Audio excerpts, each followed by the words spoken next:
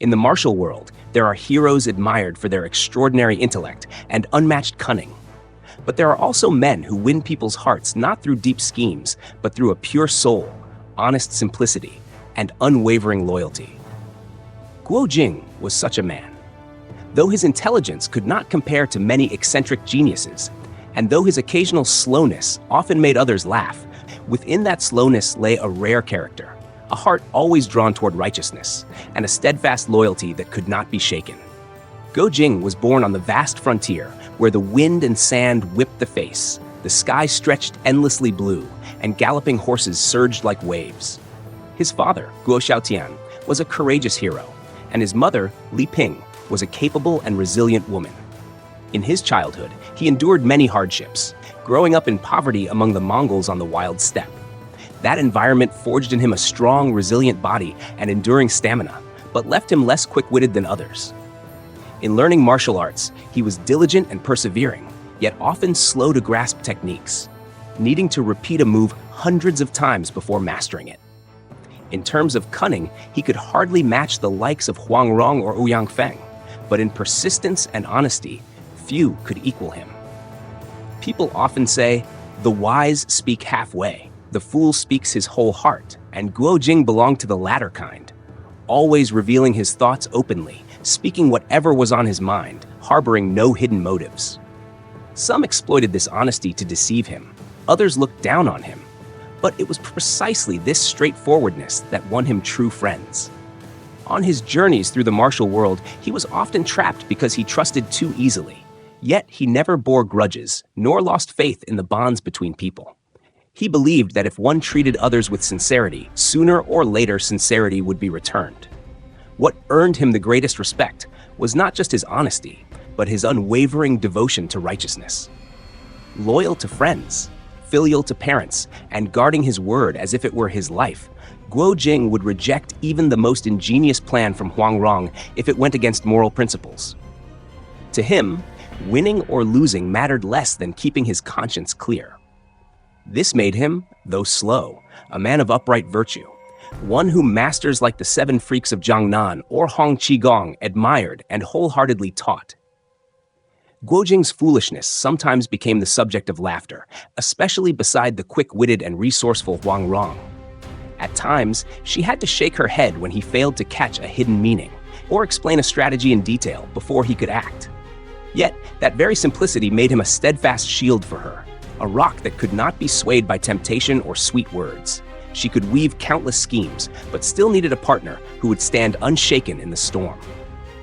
His loyalty shone most clearly in matters of the nation.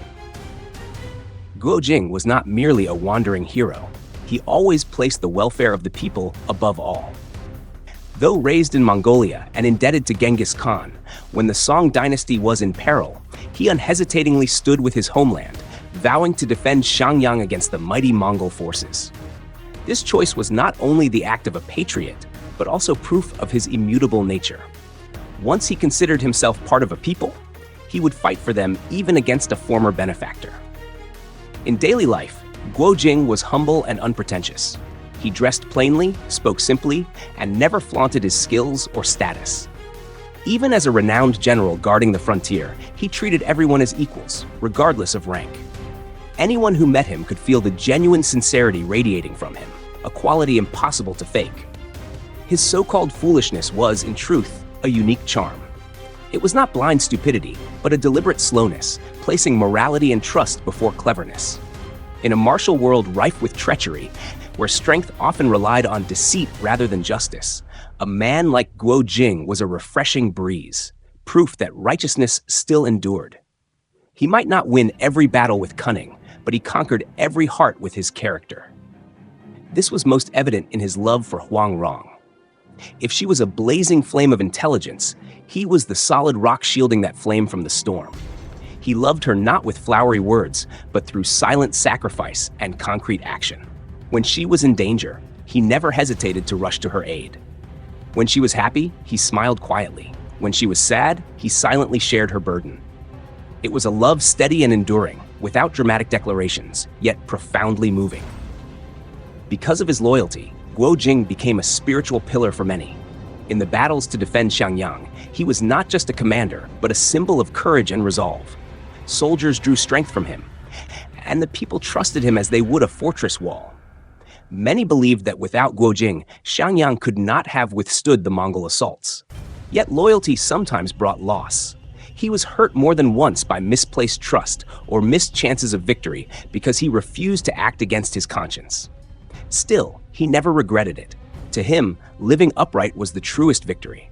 Loss of advantage was temporary. Loss of character was forever. It was this blend of simplicity and loyalty that made Guo Jing unique in the world of martial arts. People remembered him not for unmatched cunning or supreme techniques, but because in any situation, he remained true to himself.